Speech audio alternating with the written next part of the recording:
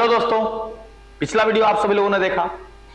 Sent up test का discussion lecture चल रहा है। सेंटअप टेस्ट जो 2023 में अभी 2022-23 सेशन में हुआ था, बहुत सारे लोगों का ये क्वेश्चन था कि सर आपने बोला कि 70 क्वेश्चन है, तो क्या परीक्षा में 70 क्वेश्चन आने वाले हैं?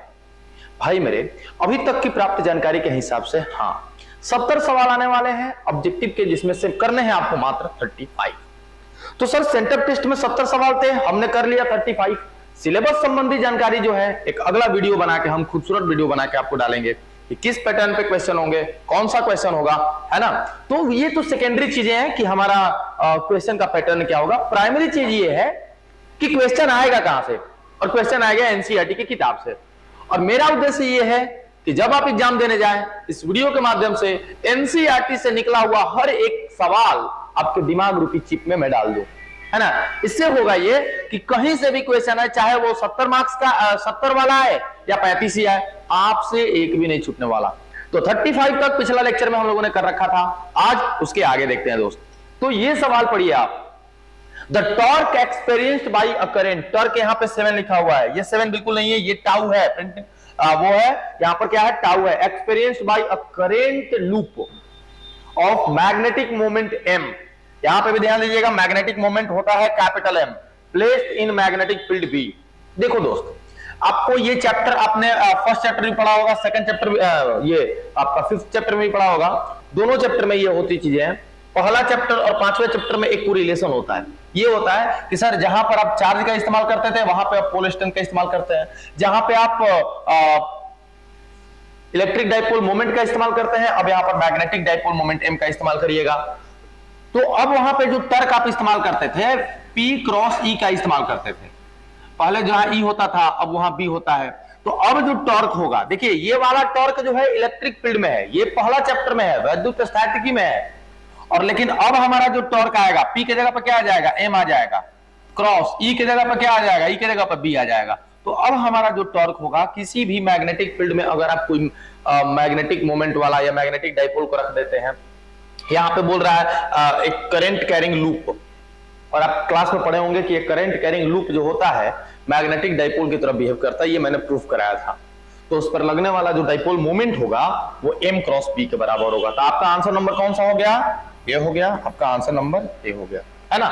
ये लेक्चर दोनों बाइलिंगुअल है, इसका लैंग्वेज का जो है वो इंग्लिश है, हिंदी प्लस इंग्लिश। तो हम लोग इस वीडियो को पूरा देखेंगे। पूरा कंसेप्ट देखने के लिए वीडियो के लास्ट तक आप बने रहिएगा, है ना। चलिए दोस्त, अगला क्वेश्चन क्या है वो देखते हैं। 36 नंबर के बाद 37। अभी देखो क्वेश्चन नंबर ये क्या है, अनुचुंबकीय पदार्थ, है ना, पैरामैग्नेटिक मटेरियल की प्रवृत्ति क्या है, उसकी ससेप्टिबिलिटी क्या होती है। ससेप्टिबिलिटी जाई से डिनोट करते हैं, और जाई होता है I/H, I/H। और अगर आप अनुचुंबकीय की बात करें, अगर आप पैरामैग्नेटिक मटेरियल की बात करें, तो इसके लिए जो होता है ये कांस्टेंट होता है। इसके लिए जाई की वैल्यू क्या होगी, कांस्टेंट होगी, और ये स्थिर होगी हमेशा। हमेशा क्या होगी बबुआ, स्थिर होगी, हमेशा क्या होगी, कांस्टेंट होगी। याद रखिएगा कि अनुचुंबकीय पदार्थ के लिए चुंबकीय प्रवृत्ति का जो मान होता है, मैग्नेटिक ससेप्टिबिलिटी की जो वैल्यू होती है पैरामैग्नेटिक मटेरियल के लिए, ऑलवेज बी कांस्टेंट। चलिए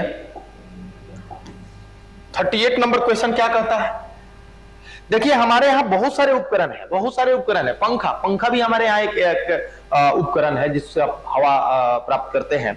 एक्चुअली वो किस पे बेस पे काम करता है, ये क्या करता है ना कि हम इसको फैन को स्विच ऑन करते हैं, स्विच ऑन करते हैं तो इलेक्ट्रिक करंट ये अपने अंदर लेता है और हमें देता है मैकेनिकल एनर्जी, है ना, हमें देता है ये मैकेनिकल एनर्जी। यहां पे कह रहा है कि the working of dynamo, dynamo का मतलब जनरेटर होता है। डायनेमो क्या है, जनरेटर है, और आपको ये क्लास में पढ़ाया गया होगा। डायनेमो के कार्य का सिद्धांत क्या है, मतलब किस सिद्धांत पर डायनेमो काम करता है। याद है आपको, डायनेमो पढ़ा होगा मैंने। डायनेमो में एक आर्मेचर लगा होता है, आर्मेचर घूमता है, आर्मेचर घूमने के कारण से क्या होता है, उसमें बार बार उसका क्षेत्रफल बदलता है। क्षेत्रफल बदलने के कारण से फ्लक्स बदलेगा, चुंबकीय फ्लक्स बदलेगा, और जब चुंबकीय फ्लक्स बदलता है तो उसमें एक ईएमएफ और एक धारा प्रेरित हो जाते हैं, और इसी प्रक्रिया को हम लोग बोलते हैं विद्युत चुंबकीय प्रेरक। तो बबुआ डायनेमो जनरेटर, एसी जनरेटर जिसको कहा जाता है, ये क्या बोलते हैं उसको, इलेक्ट्रोमैग्नेटिक इंडक्शन, विद्युत चुंबकीय प्रेरण के सिद्धांत पर काम करते हैं। तो अभी ऑप्शन में ढूंढ लो आप, ये देखो option number B, option number B. ठीक है दोस्त, चलिए ये आपका चैप्टर 7 क्वेश्चन जो है चैप्टर 7 से है, अल्टरनेटिंग करंट, प्रत्यावर्ती धारा।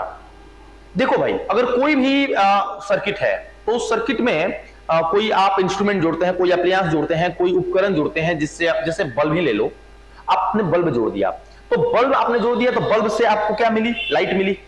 भाई हर उपकरण में कुछ ना कुछ रेसिस्टेंस होता है, और रेसिस्टेंस का काम क्या है? रेसिस्टेंस का काम है इलेक्ट्रिक करंट का अपोज करना, है ना।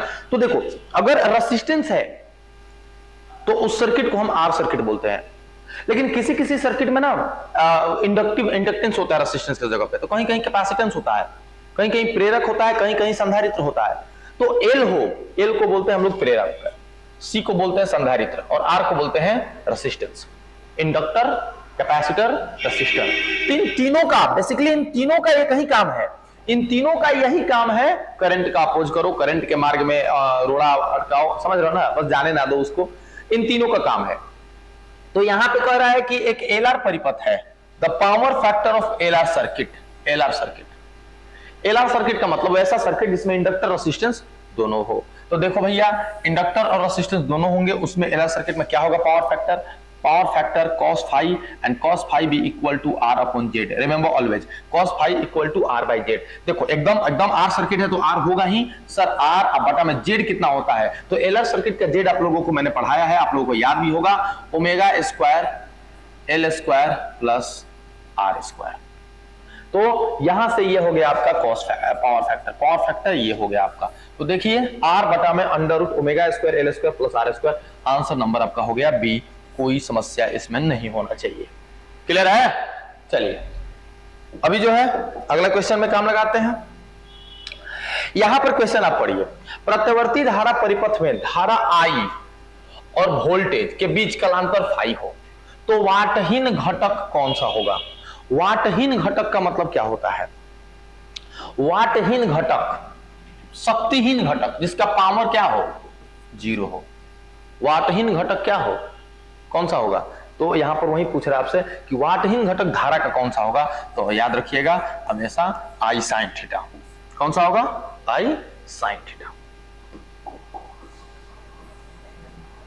यहां पर देखिए, पृथ्वी के चुंबकीय क्षेत्र BH, BH का मतलब क्षैतिज घटक, पृथ्वी के चुंबकीय क्षेत्र का क्षैतिज घटक किसी चुंबकीय सुई की आवृत्ति n के साथ, ये देखिए क्षैतिज घटक जो होता है सुई की आवृत्ति के वर्ग के समानुपाती होता है। ये भी आप दिमाग में माथा पे एकदम पेस्ट कर लीजिए, ये हमेशा बार बार पूछा जाने वाला प्रश्न है, कभी भी भूलिएगा मत। पृथ्वी के चुंबकीय क्षेत्र का क्षैतिज घटक जो होता है किसी मैग्नेटिक नीडल के चुंबकीय सुई की आवृत्ति के जो होता है वर्ग के समानुपाती होता है। क्वेश्चन नंबर 42, यह भी खूबसूरत सवाल है। पृथ्वी के चुंबकीय ध्रुव पर नमन कोण का मान क्या होता है? The value of angle of dip and earth's magnetic pole. Earth's magnetic pole, earth का मैग्नेटिक पोल पर, देखो भैया ध्यान देना, पोल पर जो एंगल ऑफ डीप होगा, पोल पर जो एंगल ऑफ डीप हो, ये चीजें नोट कर लीजिएगा, 90 डिग्री। पोल पर जो एंगल ऑफ डीप होगा 90 डिग्री। लेकिन यही अगर आप बात कर लेते हैं विषुवत रेखा पर, है ना, अगर आप बात कर लेते हैं इक्वेटर पर, अगर आप बात कर लेते हैं इक्वेटर पर, तो ये चीजें हो जाएंगी 0 डिग्री। लेकिन आपसे क्या पूछ रहा है? विषुवत रेखा पर कितना हो जाएगा? 0 डिग्री। ध्रुव पर कितना हो जाएगा? 90 डिग्री। आपसे कहां पूछ रहा है? ध्रुव पर पूछ रहा है। तो ध्रुव पर पूछ रहा है तो आपका आंसर कौन सा हो जाएगा? 90 डिग्री हो जाएगा। तो यहां पर आंसर कितना हो जाएगा? 90 डिग्री। ठीक है, चल अभी लाइट से क्वेश्चन है ये। एक उत्तल लेंस आपके पास है, एक कन्वेक्स लेंस है, और उस कन्वेक्स लेंस को करना क्या है? एक पानी में डुबो देता है। एक कन्वेक्स लेंस को कहां से डुबो देता है? एक पानी में डुबो देता है, और पूछ रहा है कि बताइए कैसा बिहेव करेगा। देखो मैं आपको बता देता हूं एक चीज, ये उत्तल लेंस है, ये एक कन्वेक्स लेंस है। बहुत सिंपल कंसेप्ट है इसका। अगर ये कन्वेक्स लेंस है और इसके अगल बगल आपके पास ऐसा मीडियम है ना, ऐसा मीडियम है जिसका रिफ्रैक्टिव इंडेक्स कम है, इससे रिफ्रैक्टिव इंडेक्स क्या हो? इसका कम है, तो ये जैसा है वैसा ही बिहेव करेगा। और अगर ये इसका रिफ्रैक्टिव इंडेक्स बराबर है तो ये किसी तरह का बिहेव नहीं करेगा, ये लेंस बनेगा ही नहीं, एकदम फोकस लेंस इसका हो जाएगा, इनफाइनाइट हो जाएगा, पावर इसकी 0 हो जाएगी, लेंस काम ही नहीं करेगा। और अगर इसका रिफ्रैक्टिव इंडेक्स कम हो गया और बाहर वाले का रिफ्रैक्टिव इंडेक्स ज्यादा हो गया तो लेंस उल्टा काम करने लगता है, कन्वेक्स कनकेव की तरह, कनकेव कन्वेक्स की तरह। अगर यहां पे बोलता कि एक उत्तल लेंस है जिसका रिफ्रैक्टिव इंडेक्स 1.5 है और इसको एक ऐसे माध्यम में डुबोया जाता है, इसको ऐसे मीडियम में डुबाया जाता है जिसका रिफ्रैक्टिव इंडेक्स 1.7 होता, तो अब देखो लेंस का रिफ्रैक्टिव इंडेक्स कम हो गया, जिस मीडियम में डुबोया गया है उसका रिफ्रैक्टिव इंडेक्स ज्यादा हो गया, तो अब ये कॉन्वेक्स लेंस है, अब ये कॉन्वेक्स लेंस है, काम करता अब कनकेव की तरह। लेकिन अभी क्या है ना, पानी में है, इसका रिफ्रैक्टिव इंडेक्स जो है इसके रिफ्रैक्टिव इंडेक्स से कम है, तो जब कम है ना तो कन्वेक्स कन्वेक्से की तरह काम करेगा, कनकेव कनकेवे की तरह काम करेगा, प्लेन प्लेने की तरफ काम करेगा। अंतर क्या आएगा? अंतर आएगा फोकल लेंथ इंक्रीज कर जाएगा, फोकल लेंथ क्या कर जाएगा? इंक्रीज। लेकिन उससे खैर मतलब नहीं है, यहां पे पूछ रहा है कि यह लेंस किसकी तरह बिहेव करेगा, तो आपका लेंस का नाम जो हो जाएगा वहीं का वहीं, ये कन्वेक्स लेंस की तरह ही बिहेव करेगा, कोई दूसरे लेंस की तरह बिहेव नहीं करना शुरू करेगा। अभी आपसे पूछ रहा है ना कि किसका अपवर्तनांक सबसे अधिक है, which of the following has maximum refractive index. देखो आपको रिफ्रैक्टिव इंडेक्स तो बहुत ज्यादा याद दिमाग में रखना है नहीं, और ना ही याद कर सकते हो, पॉसिबल नहीं है, बहुत ज्यादा होता है। तो अभी क्या करोगे, कैसे पहचानेंगे कि 4 बॉडीज दी हुई है और चारों बॉडीज में मुझे सिलेक्ट करना है कि किसका रिफ्रैक्टिव इंडेक्स ज्यादा है। तो एक सिंपल सा और सीधा सा मैं आपको कंसेप्ट बताता हूं, जो ज्यादा चमकेगा उसका रिफ्रैक्टिव इंडेक्स ज्यादा है, जो भी ज्यादा चमक जाए, जो भी ज्यादा चमकेगा उसका रिफ्रैक्टिव इंडेक्स ज्यादा है। बहुत लोगों के दिमाग में होता है ना कि जिसकी डेंसिटी ज्यादा, देखिए डेंसिटी से चमक का कोई लेना देना नहीं है, डेंसिटी से चमक का कोई लेना देना नहीं है। मिट्टी को हम कुछ कुछ के कर दिया और पानी रखा हुआ है, तो मिट्टी का और पानी का है ना, तो चमक जिसमें ज्यादा, आप समझिए बात को, शाइनिंग जिसमें ज्यादा होगा रिफ्रैक्टिव इंडेक्स उसी का ज्यादा होगा। तो यहां पर चारों में कांच, पानी, लोहा, हीरा, किसका रिफ्रैक्टिव इंडेक्स ज्यादा है? कौन ज्यादा चमकता है? हीरा ज्यादा चमकता है, तो हमारा आंसर कौन सा होगा? डायमंड। डायमंड इज जो होगा मोर रिफ्रैक्टिव इंडेक्स। अभी देख लो यहां, आंख के किस दोष को दूर करने के लिए बेलनाकार लेंस का इस्तेमाल किया जाता है? Cylindrical lenses are used, cylindrical lenses are used to correct eye defect called myopia. नहीं, मायोपिया क्या है? देखो मायोपिया शॉर्ट साइटेडनेस, भीरी की चीज लो कि दूर वाला ना, तो दूर को देखना है, दूर को देखना है कनकेव लगाना पड़ेगा, है ना। हाइपरमेट्रोपिया कन्वेक्स लगाना पड़ेगा। एस्टिग्माटिज्म, एस्टिग्माटिज्म जी, एस्टिग्माटिज्म यहां आबिंदुकता यही होती है, यही होती है ना। तो ये वाली चीज जो है ना, ये तो उम्र के साथ होता है, इसमें तो दोनों लेंस लगा होता है। इसकी ये जो है ना जरा दृष्टि दोष की बात जो बात कर रहे हैं, जिसमें प्रेसबायोपिया की बात कर रहे हैं, ये उम्र बढ़ने के साथ जो एकोमोडेशन पावर होती है, समंजन क्षमता होती है हमारी आंखों की, कम होती है, तो हम अपनी मतलब ना ही दूर की स्पष्ट देख पाते हैं ना ही नजदीकी देख पाते हैं।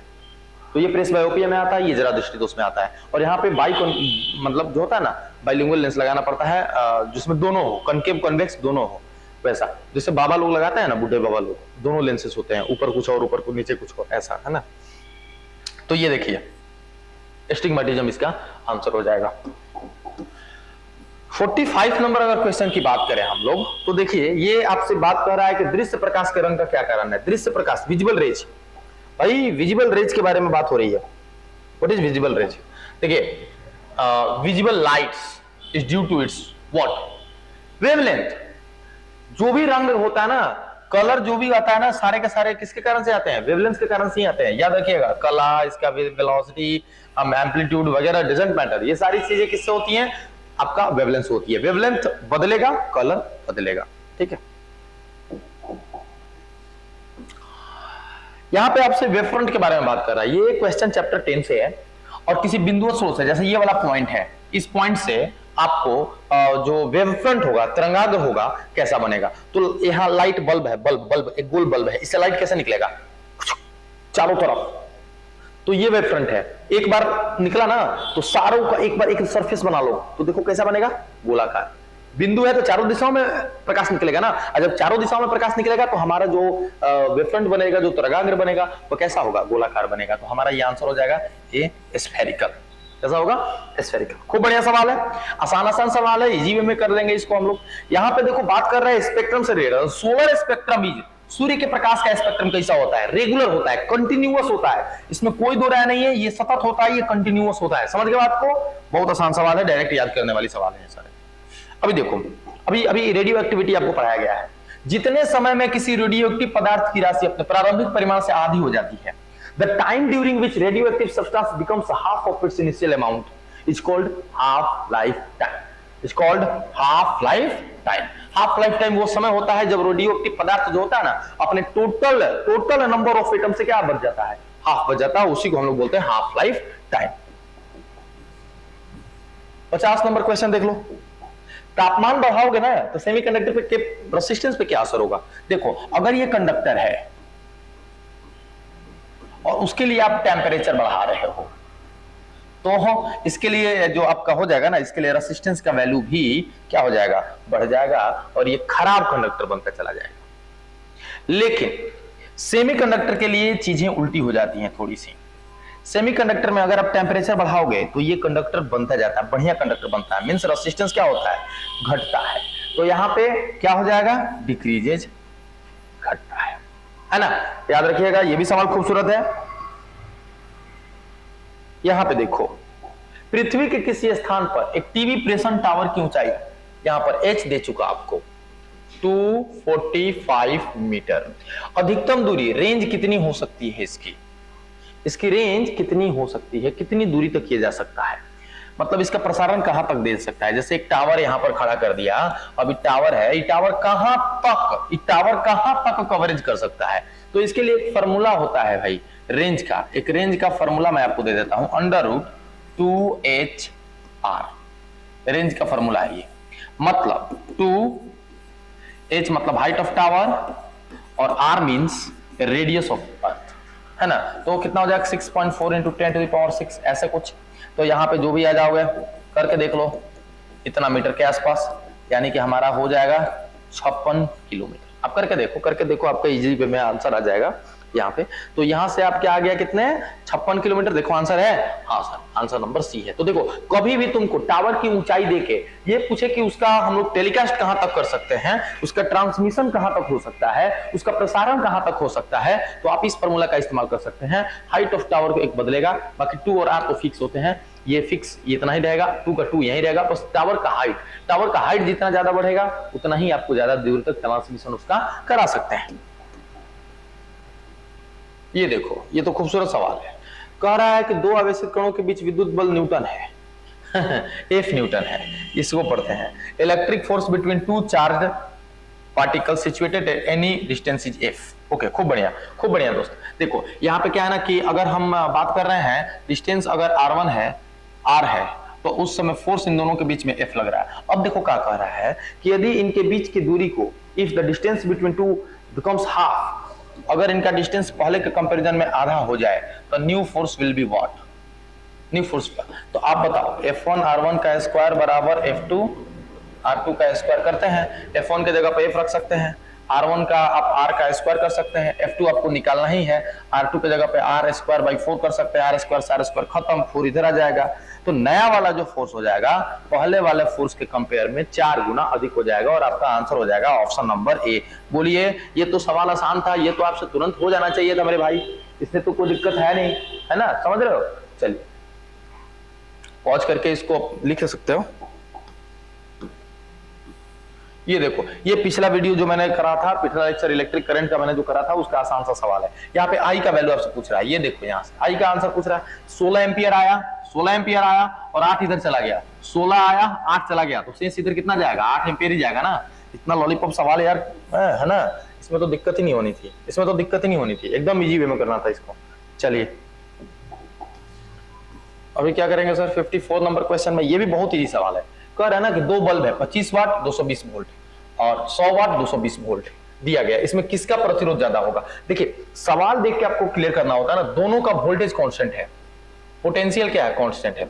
अब पोटेंशियल जब कांस्टेंट हो जाता है ना, तो आप देखो ये फार्मूला हो जाता है। देखो ये पावर का, शक्ति का, किसी भी इलेक्ट्रिकल अप्लायंस का जो शक्ति होता है V²/R एक फार्मूला होता है, और यहीं पर I²R भी होता है दूसरा फार्मूला। लेकिन ये कब होता है, ये कब होता है, दोनों में अंतर समझिए। ये तब होगा जब करंट कांस्टेंट होगा, ये तब होगा जब वोल्टेज कांस्टेंट होगा। तो देखो यहां पे बोल रहे हैं इसका भी 220 वोल्ट, इसका भी बोल रहे 220 वोल्ट। मतलब मेरे दोस्त ये है कि दोनों का वोल्टेज सेम है, मतलब कि पावर और रेजिस्टेंस में इनवर्सली प्रोपोर्शनल का रिलेशन लगेगा। अब रेजिस्टेंस, प्रतिरोध उसी का ज्यादा होगा जिसकी शक्ति कम हो। यहां पे कह रहा है कि प्रतिरोध किसका ज्यादा होगा? प्रतिरोध उसी का ज्यादा होगा जिसकी शक्ति कम हो। तो किसकी शक्ति कम है? 25 वाट वाले की कि 100 वाट वाले की? 25 वाट वाले की। तो हमारा आंसर इसमें कौन हो जाएगा? 25 वाट हो जाएगा। समझ गए? एकदम इजी सवाल था, ऐसे सवालों को चुटकी बजा के आंसर करते हैं हम लोग। सेल का विद्युत वाहक बल किससे मापते हो? विद्युत वाहक बल क्या है? वोल्टेज है ना? तो वोल्टेज को वोल्टमीटर से माप दोगे। देखो वोल्टमीटर पहले मार दो, मार के चले जाओ, खेला खत्म हो जाएगा तुम्हारा। नहीं, देखो ये वोल्ट मीटर किसके लिए इस्तेमाल किया जाता है? एवरेज वोल्टेज मेजर करने के लिए, किसी भी दो पॉइंट के बीच की एवरेज पोटेंशियल डिफरेंस को मेजर करना है तो वोल्ट मीटर। लेकिन सेल का जब आपको ईएमएफ मेजर करना है, दो सेल के ईएमएफ का कंपैरिजन करना है, तो वहां पे पोटेंशियोमीटर का इस्तेमाल किया जाता है, not volt meter. It's like यहां पे कौन सा करेंगे? वी यूज पोटेंशियोमीटर, विभवमापी का इस्तेमाल करेंगे। याद रखिएगा, सेल का ईएमएफ मापना हो, सेल का अगर आपका ईएमएफ का कंपैरिजन करना हो, तो उस अवस्था में आप किस चीज का इस्तेमाल करेंगे? पोटेंशियोमीटर, विभवमापी का। लेकिन किसी भी दो पॉइंट के बीच का अगर आप विभवांतर मापना चाहते हैं, एक एवरेज वोल्टेज चाहते हैं, तो वहां वोल्ट मीटर का इस्तेमाल करिए। तो आपका आंसर नंबर ए ना होके कौन होगा? डी होगा।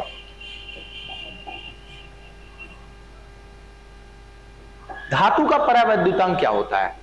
Dielectric constant of metal is infinite.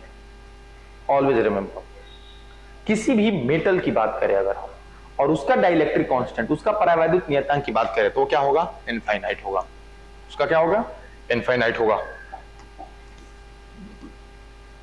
यांत्रिक ऊर्जा को विद्युत ऊर्जा में कौन बदलता है?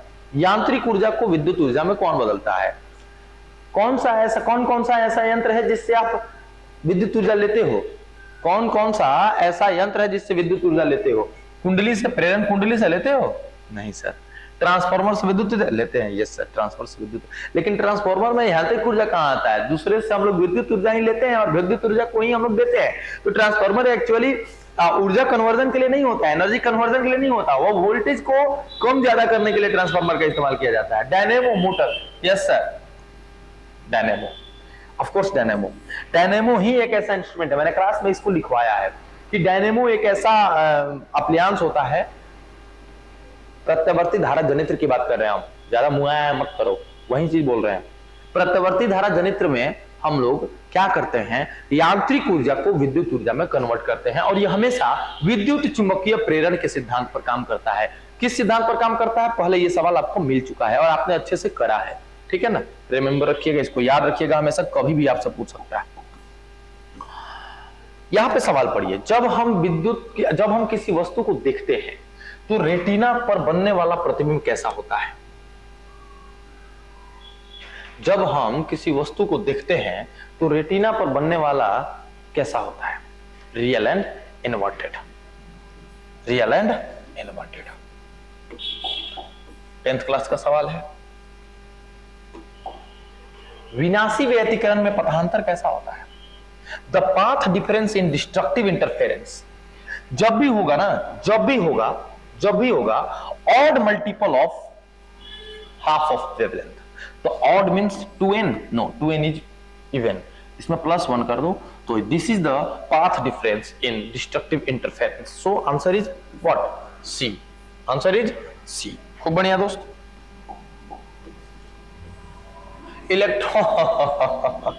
इलेक्ट्रॉन वोल्ट मापता है। Electron volt, this is charge, this is voltage and this is equal to W। W is या तो वर्क होगा, या तो एनर्जी होगा, यहां होगा हीट, क्या होगा? हीट। तो देखो यहां पे कौन सा है? यहां पे तो सीधी बात है सर, क्या होगा? एनर्जी होगा।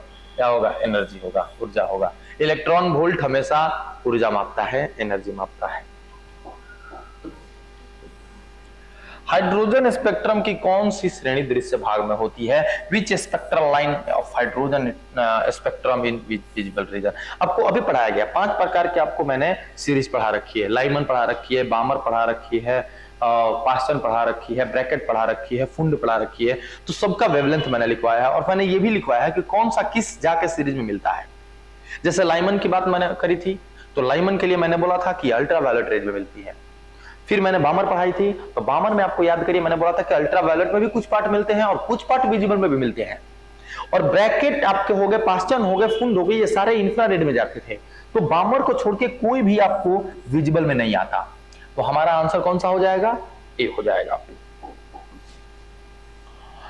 किसकी वेदन क्षमता अधिक होती है? अरे भाई, वेदन क्षमता उसी की अधिक होती है जिसके पास एनर्जी ज्यादा होता है, और एनर्जी उसी की ज्यादा होती है जिसके पास फ्रीक्वेंसी ज्यादा होती है। तो भाई फ्रीक्वेंसी उसी की ज्यादा होती है जिसके पास वेवलेंथ कम होता है।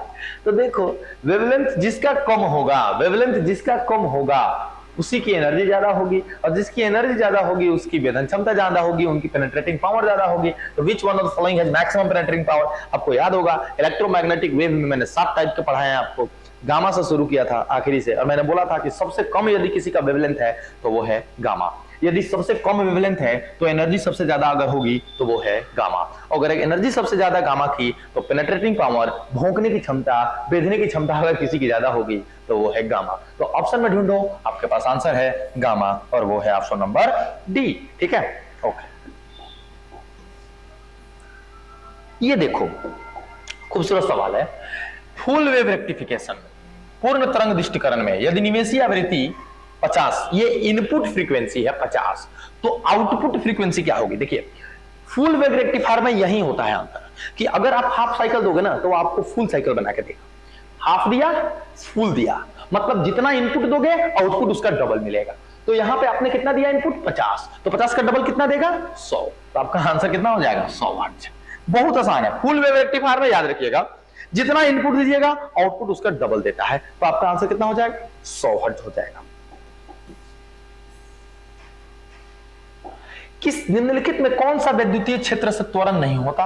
Which of the following is not accelerated by electric field? देखो इलेक्ट्रिक फील्ड हो या मैग्नेटिक फील्ड हो, एक्सेलरेटेड उसी को कर सकते हैं, त्वरित उसी को कर सकते हैं जिसके पास चार्ज होता है। तो ढूंढो किसको त्वरित नहीं करेगा? जिसके पास चार्ज नहीं होगा। तो आपके पास चारों ऑप्शन में प्रोटॉन के पास पॉजिटिव चार्ज होता है, अल्फा कण के पास पॉजिटिव चार्ज होता है, इलेक्ट्रॉन के पास नेगेटिव चार्ज होता है, न्यूट्रॉन के पास कोई चार्ज नहीं होता। तो हमारा आंसर ऐसे ही मिल गया कि न्यूट्रॉन को आप कुछ भी कर रहे हो ना, आप इसको एक्सेलरेट त्वरित नहीं कर पाओगे, आप इसको त्वरित कर ही नहीं पाओगे। बहुत आसान सवाल था ये। भूतरंगों के लिए आवृत्ति सीमा जो होती है, ये देखो इससे भी अधिक होती है, और आपको याद रखना पड़ेगा, ये याद करने वाली चीज चैप्टर 15 जो अभी क्लास में आपका चलने वाला है उसी से उठाया हुआ सवाल है कि जो भूतरंग होती हैं, जो ग्राउंड वेव होती हैं, उनकी फ्रीक्वेंसी जो होती है मोर देन 10⁵ मेगाहर्ट्ज, इससे भी अधिक होती है। ये देखो अगर आपके पास कोई कंपाउंड माइक्रोस्कोप है और आप उसके जो मतलब लेंथ है ट्यूब का, जो नली की लंबाई है, वो अगर बढ़ाओगे तो नली की लंबाई तभी बढ़ाते हैं ना जब उनकी हमको मैग्निफिकेशन पावर क्या करना होता है? डिक्रीज करना होता है। तो जितना नली बढ़ाओगे, आपको पढ़ाना ये कंपाउंड क्लास में जो है अभी डिस्कस होगा ये, और मजा आएगा उस समय जब यौगिक सूक्ष्मदर्शी की नली की लंबाई को बढ़ाते हैं तो उसकी आवर्धन क्षमता घटती है। On increasing the length of a tube of compound microscope magnifying power decreases. यहां पे देख लो एक मैग्नेट होता है, ये एक सिंपल सा मैग्नेट होता है, और ये पूरी की पूरी मैग्नेट के लेंथ को ना हम लोग बोलते हैं ज्योमेट्रिकल लेंथ, और ये जो पोल से पोल के बीच का लेंथ होता है ना, इसको बोलते हैं मैग्नेटिक लेंथ। तो एक बात साबित हो गया कि आपका ज्योमेट्रिकल लेंथ जो होता है मैग्नेटिक लेंथ से होता है बड़ा। क्या होता है? बड़ा होता है। तो अब बात करना दोनों को बराबर कैसे करेंगे? दोनों को बराबर कैसे करेंगे?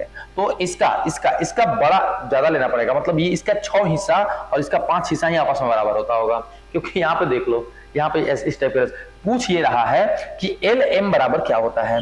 तो हम तो आसानी से आंसर दे सकते हैं इसका कि एल एम जो होता 5/6 एल जी होता है, मतलब कि इसका चुंबकीय लंबाई जो होता है, इसका मैग्नेटिक लेंथ जो होता है, इसके ज्योमेट्रिकल लेंथ का 5/6 होता है। तो हमारा आंसर नंबर कितना हो जाएगा? ये हो जाएगा। आप इसको याद रखो, ज्योमेट्रिकल लेंथ मतलब टोटल चुंबक की लंबाई, और मैग्नेटिक लेंथ का मतलब दोनों पोल के बीच का लेंथ होता है।